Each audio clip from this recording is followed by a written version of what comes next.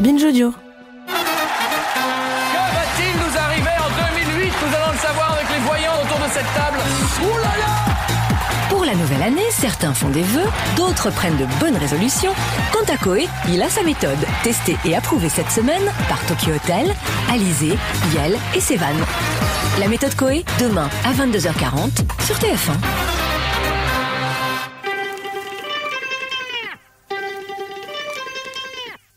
Il y a des signes qui ne trompent pas.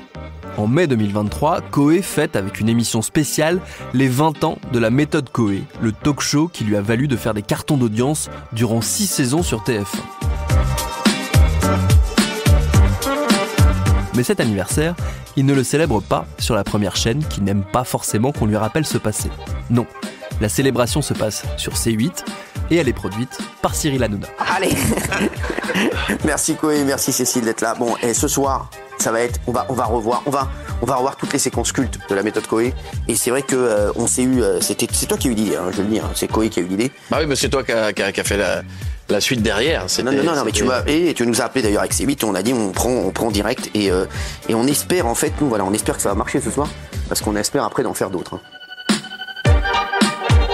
Et c'est vrai que la filiation saute aux yeux. Si Hanouna peut verser un bol de nouilles dans le slip d'un de ses chroniqueurs sous les applaudissements du public, il le doit certainement à l'esprit potache, pour le dire gentiment, insufflé à la télé française par son aîné.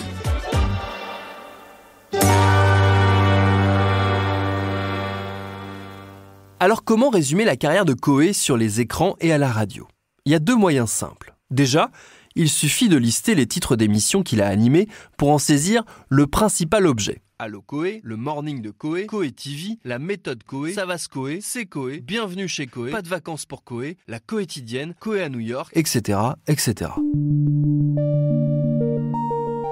Enfin, une fois qu'on a compris ça, il suffit de regarder une de ses toutes premières apparitions à la télé pour comprendre la ligne éditoriale. Bonjour Valérie. Salut Koé. Ça va Valérie ? Oui, ça va très très bien. Bien Valérie, qu'est-ce que tu fais à 15h22 À 15h22, bah, je te regarde là. Gentil. Bah non, pas gentil, sincère. Tu fais que ça ? Non, je fais pas que ça. Ah. Qu'est-ce que tu fais d'autre ? Je me touche. Ça donne le ton de tout ce qui va suivre. Jusqu'aux plaintes récentes pour viol dont il fait l'objet et dont il se défend, Sébastien Koé a toujours eu l'image d'un type sympa auprès du grand public. Un mec un peu bonhomme, avec le sens de la répartie, pas avare d'une blague graveleuse, et qui n'a jamais hésité à raconter son enfance difficile, sauvée par la radio.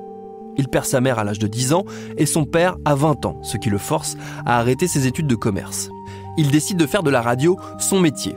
Ça fait alors 5 ans qu'il est DJ et qu'il écume les radios locales. En 1993, il entre à Fun Radio et devient l'assistant d'un animateur dont le prénom va bientôt squatter la télévision, Arthur. Quand ce dernier est remercié, Koé prend sa suite et se fait un nom en animant la libre antenne puis la matinale. Il fait aussi ses premiers pas à la télé sur M6 où il anime quelques émissions musicales. Premier succès et premier faux pas sur Fun Radio avec une blague sur le camp de concentration d'Auschwitz qu'il fait semblant de confondre avec une maison à retaper.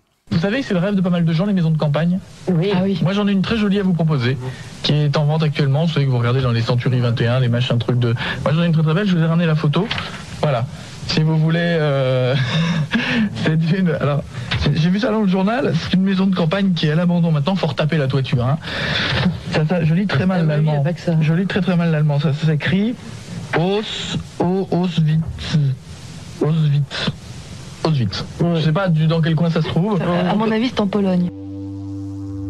Koé est aussitôt suspendu d'antenne puis licencié. Il dira plus tard regretter cette mauvaise plaisanterie et tentera de l'expliquer par la pression qu'il subissait pour aller toujours plus loin dans l'humour et gagner de l'audience. Il est vrai que nous sommes alors au milieu des années 90 et les animateurs de radio sont érigés au rang de stars, évidemment courtisés par la télévision. Et la concurrence entre eux est sévère. C'est à celui qui ira le plus loin, le plus fort. Après son faux pas, Koé occupe plusieurs postes de direction d'antenne avec succès, chez Rire et Chanson par exemple, avant de finir sur Europe 2, une étape qui va marquer le début de sa résurrection. C'est là qu'il lance le Morning de Koé en 2001, où il pose les bases de son futur succès à la télé. C'est aussi là qu'il rencontre la bande qui va le suivre dans ses prochaines aventures, et notamment Cécile de Minibus, qui deviendra sa co-animatrice. Son émission est un carton d'audience, à tel point qu'il retourne sur Fun Radio avec sa matinale dans les bagages. Côté télé, c'est donc TF1 qui l'embauche pour animer ses secondes parties de soirée. La chaîne a connu un semblant de retour à la raison les années précédentes, ce qui l'a conduit notamment à se débarrasser d'émissions trash type Tout est possible de Jean-Marc Morandini. Mais la loi de l'audimat ayant tendance à primer, TF1 décide d'embarquer Coé sur son antenne. Son émission s'appellera La méthode Coé et on peut résumer ainsi les 2 objectifs de ce nouveau talk-show. Petit 1, recevoir des artistes en promo pour faire leur promo. Petit 2, faire des blagues avec des allusions de cul si possible. Pratiquant le fameux mélange des genres devenu mainstream à la télé, Coé reçoit des invités très variés. Chanteuses, acteurs, stars de la télé-réalité, actrices de films porno, ce qui permet de remplir assez facilement l'objectif numéro 2. Comment t'es arrivé dans cet univers? Au départ, avec Alexandre, mon ami, Le Gland. Avec un nom comme ça ramasse ça. Bonjour, Alexandre Le Gland, Paris.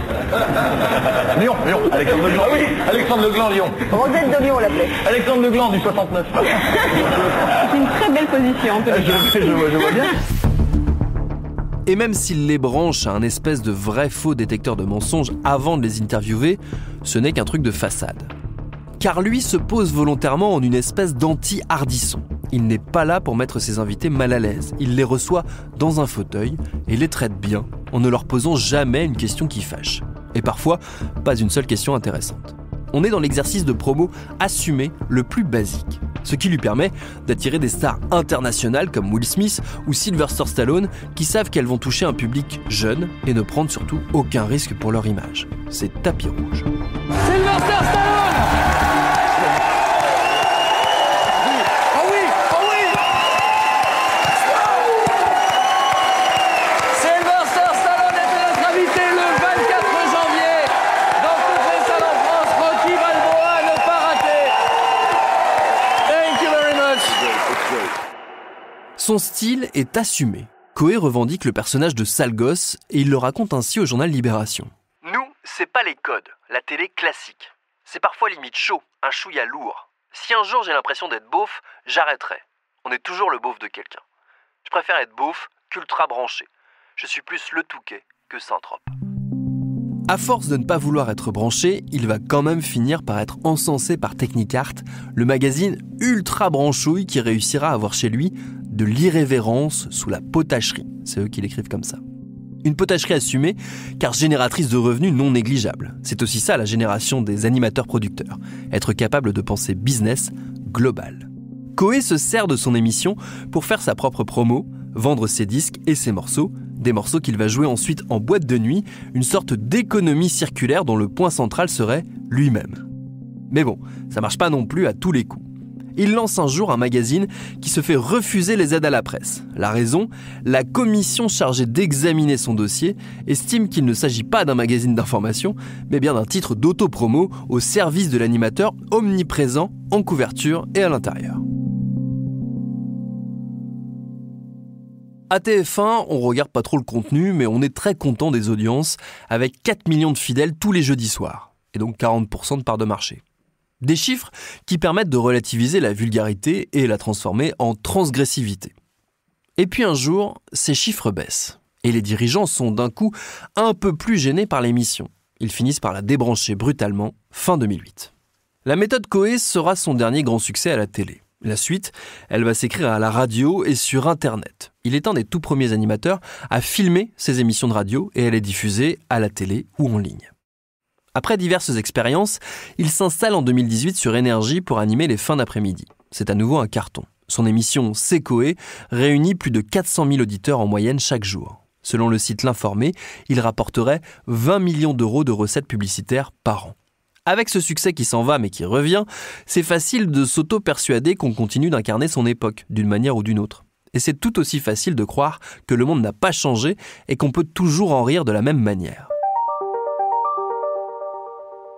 Prenons un exemple. Durant toute la période de la méthode Coé, l'animateur développe une sorte de passion pour les bisous. Dans toutes les émissions, ça doit se bécoter, s'embrasser. Ambiance collège, avec un grand troisième, carrément forceur. Ça se veut enfantin, mais c'est malaise. La chanteuse Yel raconte ainsi s'être sentie piégée et forcée d'embrasser Coé devant les caméras. Lui estime que tout était consenti et il voit pas le problème.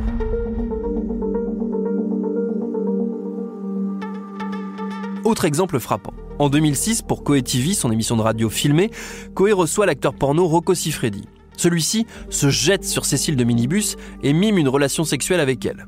Tout le monde est hilar. Personne ne l'arrête. L'animatrice racontera qu'il recommencera en coulisses après l'émission en l'embrassant de force et en tentant d'aller plus loin. Ce qui est ni plus ni moins qu'une tentative de viol. C'est d'ailleurs ainsi que le qualifie la principale intéressée, Cécile de Minibus.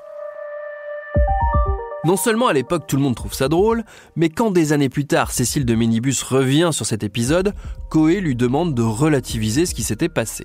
Pour lui, ça reste une blague. Voilà ce qu'il dit en 2017 dans le magazine en ligne Pure Média. J'ai appelé Cécile, je lui ai dit d'arrêter de ressortir ce truc à chaque fois. Pour Rocco, ça reste une blague. À l'époque, cette séquence n'a choqué personne. C'est pas élégant, certes. C'était sous le signe de la blague. Ce n'est que récemment qu'il a reconnu la violence de ce qui s'était produit, tout en continuant de penser qu'à l'époque, on pouvait trouver ça marrant. Mais dans d'autres cas, cette justification de l'humour n'a pas suffi. Comme en 2016, avec un sketch se moquant de Nafissatou Diallo, la femme de chambre à l'origine de l'affaire DSK. Un sketch sexiste et raciste, un membre de son émission arborant pour l'occasion une blackface, tant qu'à faire. La même année, un canular ordurier d'une jeune femme à sa belle-sœur dans lequel elle tente de lui faire croire qu'elle a couché avec son mari dérape totalement. Il vaudra à Énergie une amende d'1 million d'euros de la part du CSA, l'ancêtre de l'Arcom.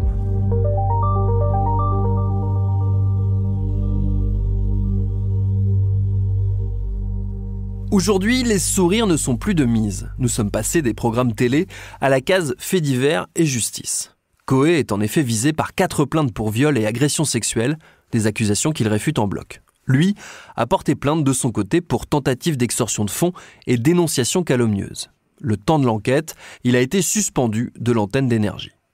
Pour boucler la boucle, il est quand même intéressant de noter que l'endroit où s'organise la défense médiatique du mis en cause, c'est dans Touche pas à mon poste.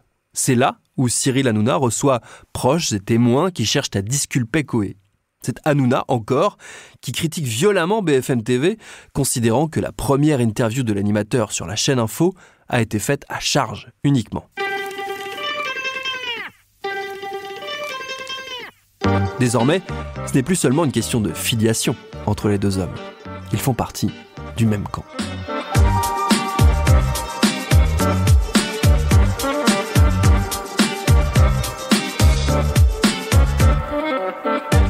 Merci à David Carzon qui signe les textes de ces épisodes réalisés par Quentin Bresson pour Programme B, un podcast de Binge Audio préparé par Charlotte Bex. Tous nos épisodes, les anciens comme les nouveaux, sont à retrouver sur toutes vos applis de podcast préférées. Cherchez-nous sur Internet si vous voulez nous parler et à très vite pour un nouvel épisode.